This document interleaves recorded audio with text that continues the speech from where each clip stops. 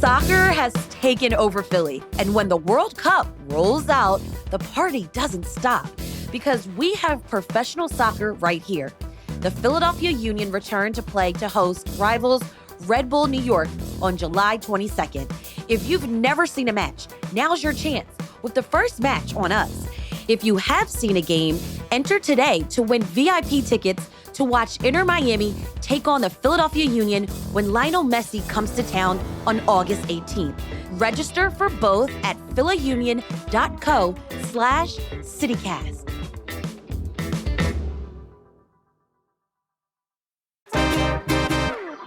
It's the Friday News Roundup. We're talking about why you're coughing this week. Blame it on the air. How the Trump administration altered the exhibits at the president's house without any warning. Plus, am I the best parallel parker in the city? Probably. And only for our CityCast Philly neighbors, ways you can save on your utility bills. It's Friday, July 17th. I'm Trenae Nuri, and here's what Philly's talking about.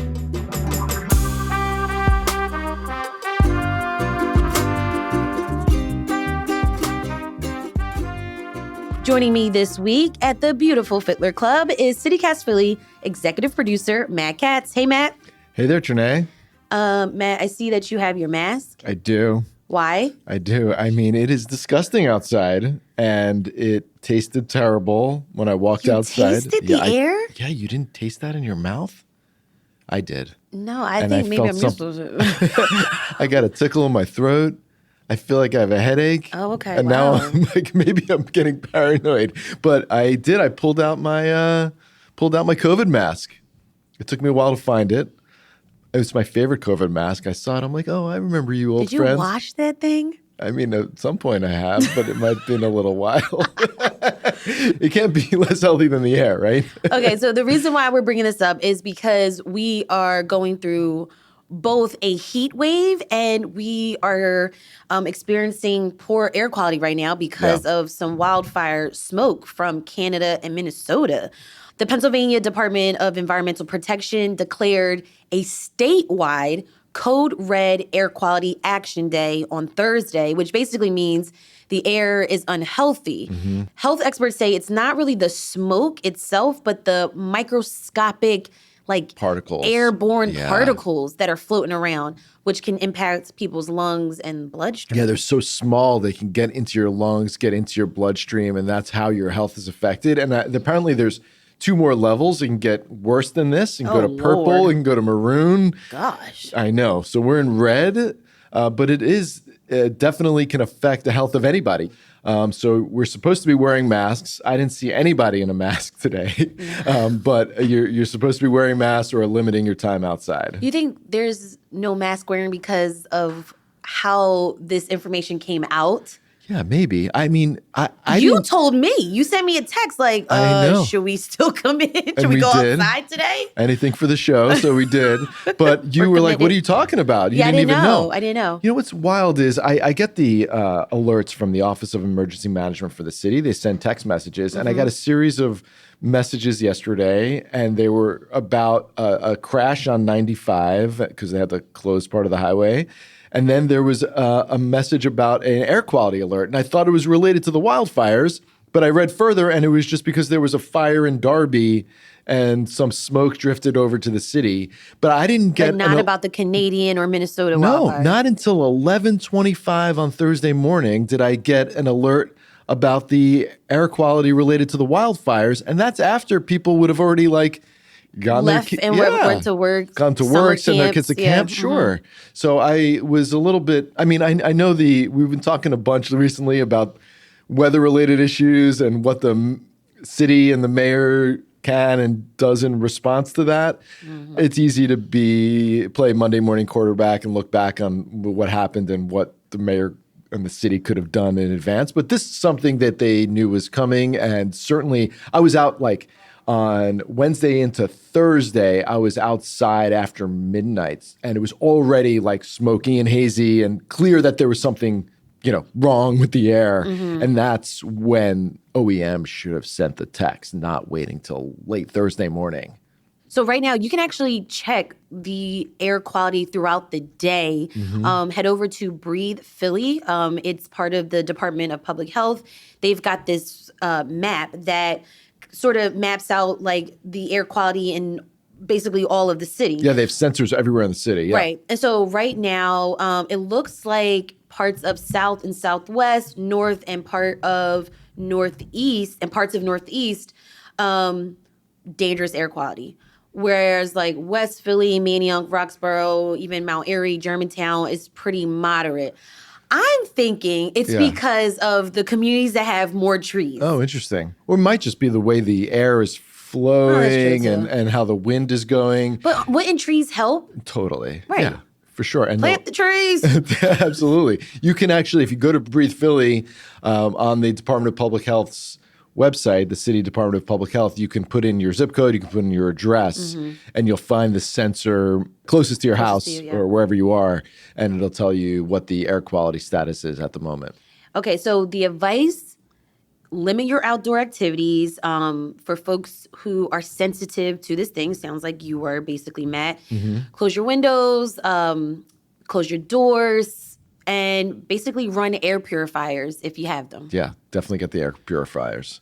Now, this story is super important because it also relates to another story that came out this week, and that is that the city is going to continue their contract to burn trash in Chester, Yeah, PA. this is so relevant because we wanted to talk about this story this week about the trash contract because it relates to the environment and air quality and how that affects people. And then we have a real world example of what happens when the air quality is poor. Right. So on top of poor air quality from, the smoke of a wildfire, you then have this other issue where the city of Philadelphia is burning its trash that is going to Chester, PA, which is a city outside of Philly.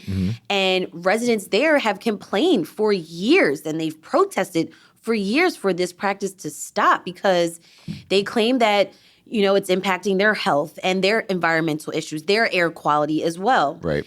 So our listeners might remember back in February, I spoke with Councilmember Jamie Gauthier, who introduced the Stop Trashing Our Air Act, which is a bill to ban Philly's trash burning in Chester.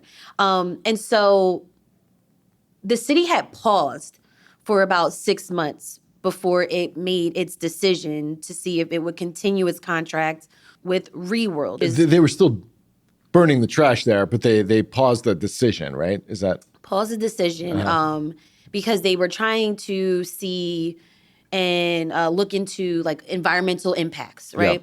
So Reworld is the company that is contracted to burn this trash in its incinerators.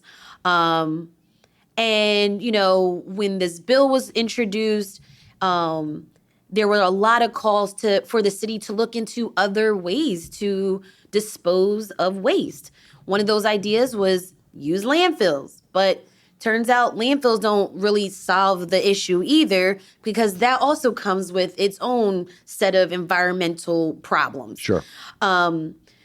So to wrap this up, it looks like the city is going to continue doing the burning of the trash. Yeah, over the last week, they announced that they will continue to burn trash in Chester, send a large quantity of trash to Chester. They're going to go ahead with a 4-year contract, but it does require city council approval, and there is some opposition. You mentioned Councilmember Jamie Gauthier. She is very upset about this. There's a history of documented health impacts from this facility, higher rates of asthma, higher rates of cancer that are attributed to the toxic air and toxic ash that comes out of this facility over in Chester. And she went on social media and really went after the mayor for making this choice to renew this contract. She described it as environmental racism. Chester is a mostly black and brown city. And what's wild, and she noted this, is that the city doesn't allow trash incineration like this within city limits. Isn't that the ironic part of It's this? Unbelievable. But we're sending it to another the city next and door. It's clearly like impacting them. And it's near residential communities there. It's not like, off in the wilderness. Right, like or at an industrial site. Right, right. I was looking at a 2019 study from this facility in Chester, and it emits more PM 2.5, which is the very same fine particle that you were referring to that's in the air right now from the wildfires. It emits more of this fine particle than any other trash facility in the country. Now, this is several years ago now, but that's what that study had said. And again, I mean, this fine particle, we know, gets in your lungs, gets in your bloodstream. So very relevant to what's happening in our air now and what has been happening in the air in Chester for many years now. And if City Council approves this contract, will continue to happen for several more years. And I read from KYW that Reworld actually contributed $3,700 to Mayor Sherrell Parker's campaign a month after the bill passed a committee hearing. The bill that would ban trash from being incinerated in Chester. Correct. And that bill ended up, this was early this year, that bill ended up failing. Yeah. We've got more news after the break.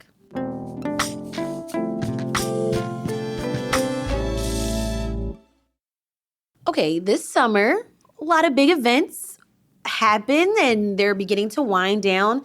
FIFA Fan Fest wraps up on Sunday. Just a few weeks ago, we were celebrating America's big 250th anniversary celebrations on July 4th. MLB All-Star Week was a hit. Get it? Okay. Was a hit this week. So much excitement in the city.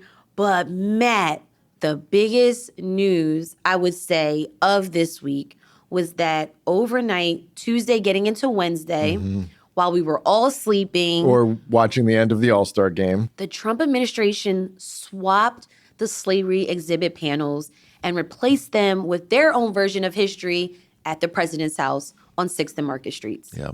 And not only that, that exhibit had like these TV monitors, which would, showcase, stories of the people and the time. And you would see reenactors. It was kind of like an immersive multimedia experience. Those TVs are shut down. If you've been following this story, this is like the latest in a months-long legal battle between the federal government and the city over who controls this site, what stories, what narratives are told about American history. And it's been in so many different courts, back and forth. Yeah, it started almost a year ago, really, when Trump signed this executive order that prohibits exhibits at national historic sites that, quote, disparage American history. And by highlighting the truth that George Washington held 9 slaves in the city of Philadelphia, that apparently disparages American history. And the city sued once the Trump administration's Interior Department tried to remove these panels because they highlighted slavery. So the city sues. They win initially, but federal appeals court ruled that Philly had no legal authority over the content of these panels because the property is technically owned by the federal government because the city had a couple decades ago had donated it to the feds. Right. And then the city was arguing, well, we had this agreement to work with one another, which in years prior seemed to work out. Sure. What's interesting? So let's talk about what the site looks like now. So there's about 20 panels now. These are the new panels? These are the new panels. Administration put in. And this was former founding father, President George Washington's home. Yep. But the Inquirer had reported that basically the history that folks can read on these panels is softening Washington's role as an enslaver. The prior panels had focused on the 9 enslaved people who lived there. That was the point of having this exhibit on Independence Mall. I mean, the rest of that historic district is about the founding fathers. Right, because this is just feet away from the Liberty Bell. Right. And yards away Hall. from Independence Hall. Right. Where they signed the Declaration of Independence. Which is all meant to be like, look at this great experiment in democracy that began at this location, and let's highlight the greatness of America. So the point of the president's house was to say, it's not all like democracy and freedom. It came at the same time as people were being enslaved right in the same location. So the whole point of the president's house can be true at the same time. Right. So the whole point of having the president's house there was to tell a more complete story right. of American history. Yeah. And so that's what visitors would see when they first arrived there. You would hear the stories and read the stories of the enslaved people. This is what a spokesperson from the Interior Department had said, that the panels acknowledge the evils of slavery, including its injustice and hypocrisies, and that these panels are telling a full story. I think also what stood out is that Michael Cord, he is a civil rights lawyer and a part of the Avenging the Ancestors Coalition, which is a group that has been responsible for sort of erecting this president's house site since the beginning. Yep. Cord wanted to highlight that these new panels had mentioned that the enslaved people had the ability to, quote, explore the city and sometimes even attend the theater. That's what the new panels are explaining to people. Wow. They still have information on enslaved people who lived there. And they have some mention of the abolitionist movements, and how the Constitution treated slavery. I mean, one example of the changes that were made is a panel that had been titled "The Dirty Business of Slavery" was replaced by a sign that reads, "Celebrating Independence Throughout the Years." They get rid of the details from the earlier panels. The earlier panels had a map of slave trade routes. They had a timeline on slavery. That's all gone. It's kind of dystopian. It's unbelievable that the change is very significant. Mayor Sherrell Parker came out with a statement this week. She said that the move violates community trust and that the move was made under the cover of darkness. She also was on CNN with Jake Tabor this week, and here's a clip from what she said. I want to state their names for the record so that the world can remember who they are. They were Mole, Christopher Shields, Richmond, Giles, Austin, Paris, Joe, Hercules, and Ona Judge. So while we have a legal battle that we are working with our legal counsel to figure out how we exhaust every legal recourse that is available to the city. But as mayor of the city, I want to be absolutely clear. You cannot erase American history. And as mayor of this city, I will make sure that those stories are told, and we will also continue to fight in court. And the mayor said that the fight is not over. We will continue to fight, but unclear really what avenue they have here. Right. She did mention like legal avenues, but I don't know what else she has. They already lost in appellate court. You could go higher. You could take this to the Supreme Court, but the Supreme Court could decide whether or not to even hear the case. I don't know. Maybe there's some other stuff. Maybe there's small little. It seems like the city's best move is to wait this out and elect a new president. I mean, that does seem like the courts have decided that this is up to the federal government, the executive branch. So that might be the only way the panels are restored is you have a new president who's amenable to understanding that all of American history is not, necessarily completely positive. I know this impacts us here in Philly because it's literally in our backyards. I wonder how other parts of the country see this and if it's a big deal to them. Or I think that there were concerns of other national exhibits sites, and, even museums like the African American Smithsonian or even the other Smithsonian museums. Sure. If you want to change panels and exhibits and language and essentially also changing the context of history. Well, the fact that Philly lost this legal fight really paves the way for the Trump administration to do this kind of thing all over the country at historic sites. All right, we've got more news after the break.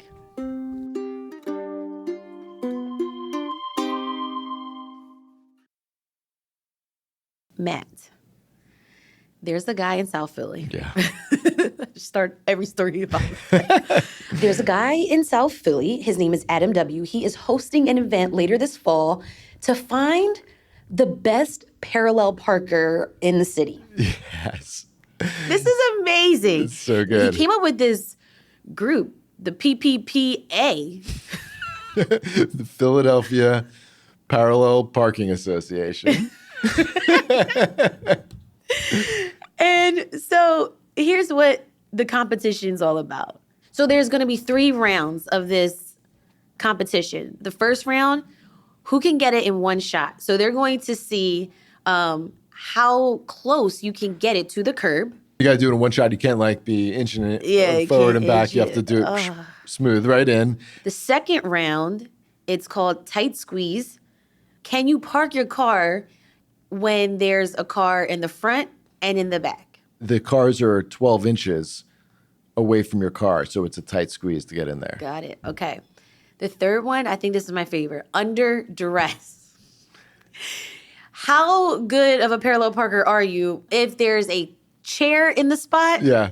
Or if someone is yelling at you? Yo, let's go. What the hell you doing? Or savesies. Basically savesies. Yeah, or you have to get out the car, move the chair. Oh my Someone's yelling at you God. about moving the chair. Right. Traffic is queuing up behind you. Can you parallel park in those conditions? Can you parallel park in this I got condition? this.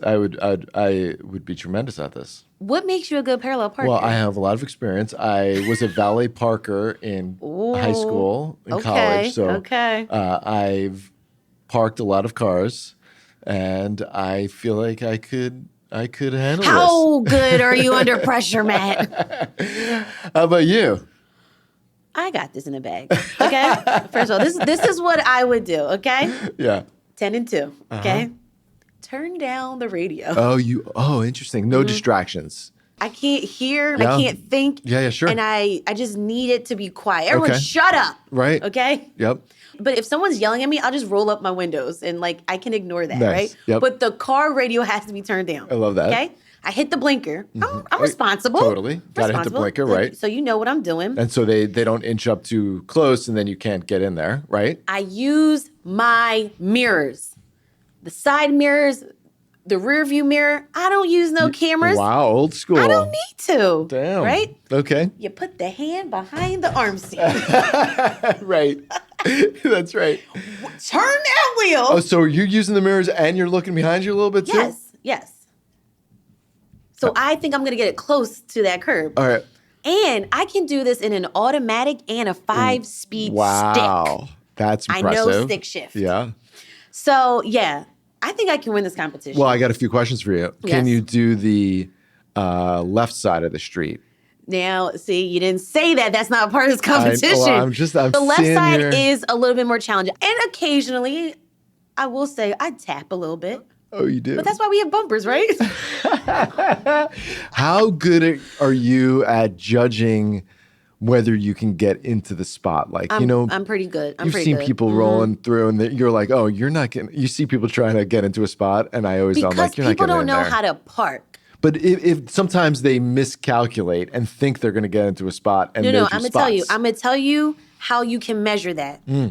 If you live in a Philadelphia row home, Yeah. our row homes are about the size of our cars. interesting. I never thought about That's that. how you line up. Oh, So okay. don't give me all the. So if your freaking bumper is like hanging out, Yeah. right? If you look at a row home and then you see it's like not lined up properly, Right. that car messed it up for That's the rest funny. of us. Okay, another question for you. How are you parking in the middle of Broad Street? Okay. Because that's a tough parallel parking gig because, we have this weird semi-legal situation in South Broad Street where people park in the middle of the street, but you have to parallel park there. Sometimes you have to parallel park if you're coming up north. You have to parallel park to the left, and there's traffic zooming by while you're parking. So how good are you at that? I will be honest, I've never done it. Oh, wow. Okay. I've parked on Broad Street. Yeah. When I went to go to like Lock Bar, but I've never parked in the middle because I worry about a crash, Totally. and I'm like, I would be so upset if someone hit my car in the middle of Broad Street. No, it is. It's a risk parking there. Whenever I see people who are doing a bad job parking, and I mean, shade intended here, 99% of the time they have Jersey plates. Those people do not know how to parallel park a car. I think, I've never noticed a Jersey parallel parker. I've noticed a Jersey driver. I know, they try. They piss me off. Right. But I mean, Jersey parallel parkers are actually worse than Jersey drivers. They don't know what they're doing. They do that thing where, they pull in like too soon, and then they're like, 4 feet from the curb, or they pull in like at such an angle that they're like sticking out. They shouldn't even be allowed to parallel park in our city. There should be like a place over the Ben Franklin Bridge where they drop off their car and then, do whatever they have to do in the city. To participate in this championship, you can check out Phila Parallel Parking on Instagram, or go to philaparallelparking.org/championship. And the logo is PPPA. Yeah. It looks like PPA. So you go to fill out an application, and the application consists of a 60-second audio file explaining why you're the best parker in Philly. So Trinae, if you're serious about your belief in yourself as the best parallel parker in the city of Philadelphia, then let's hear your 60-second pitch, and we will submit this to the championship application committee. My pitch is, I'm the best parallel parker in the city of Philadelphia because, number one, I don't need no backup cameras. I use my blinker, so I'm doing this responsibly.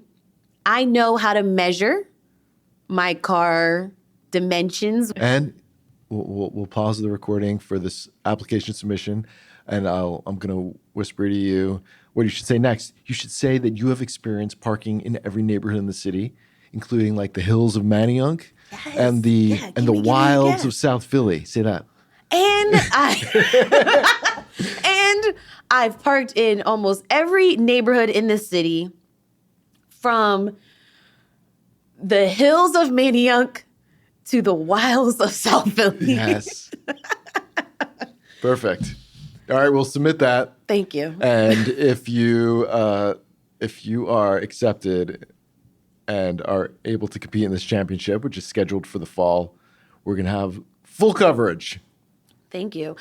On CityCast Philly. I think the question is, though, where is this competition going to be at? They haven't figured that out yet. Because the parking is so different in all of the neighborhoods of Philly. Totally.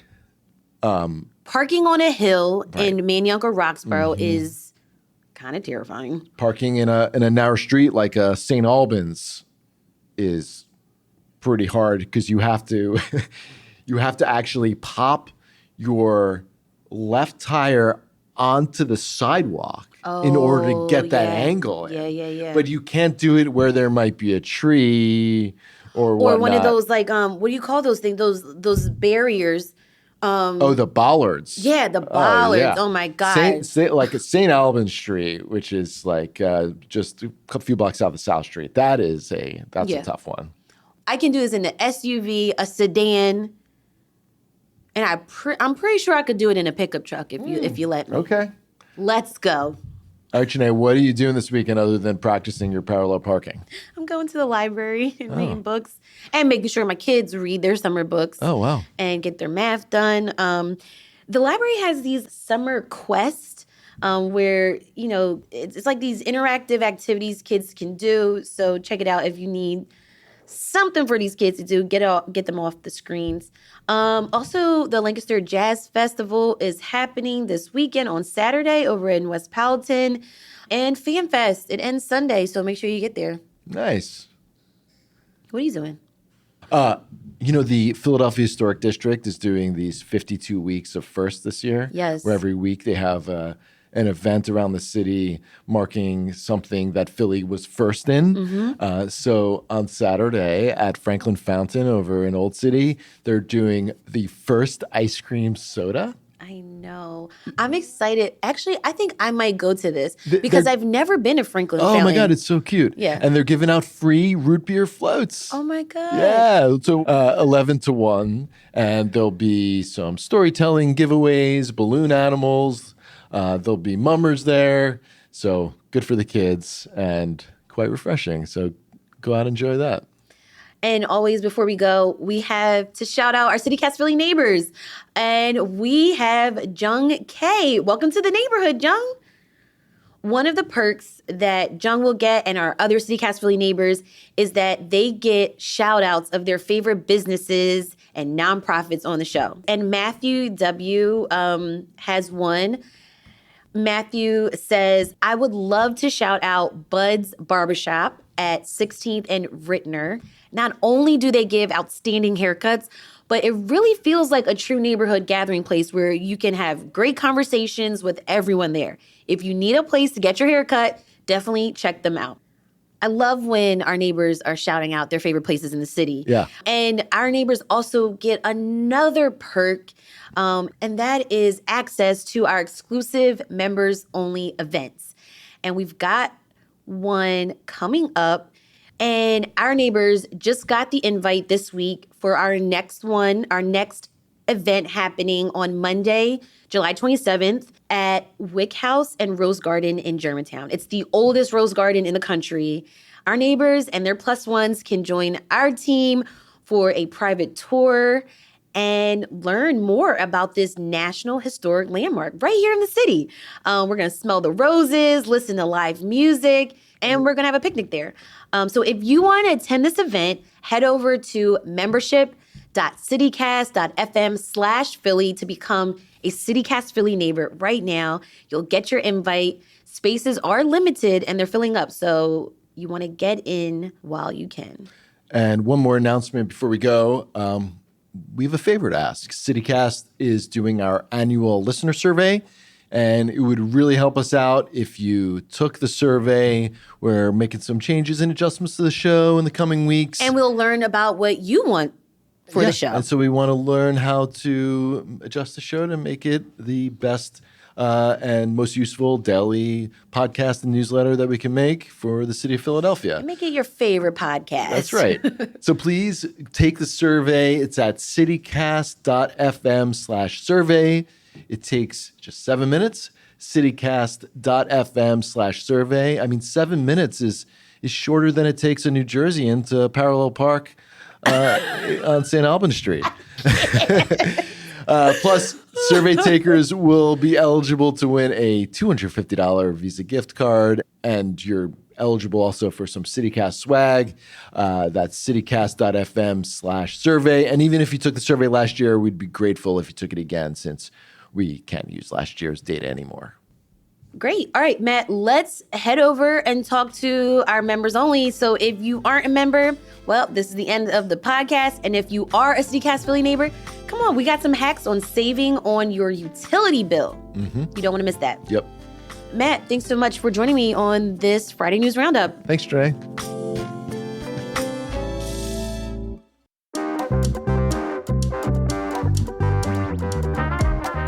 That's all for today here on CityCast Philly. Our executive producer is Matt Katz. Our senior producer is Abby Fritz. Our producers are Bridger Dunnigan and Mathilde Eufenino. Our newsletter editor is Siani Colon, and our host is me, Trenae Nuri.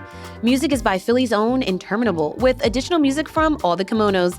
If you enjoyed the show, this week of episodes, share this with a friend. Make sure you drop a link in the group chat so everyone knows that this is your favorite podcast. Also, rate the show, leave us a review, and subscribe to our morning newsletter. We'll be back Monday morning with more news from around the city. Have a great weekend and be safe, y'all. Bye.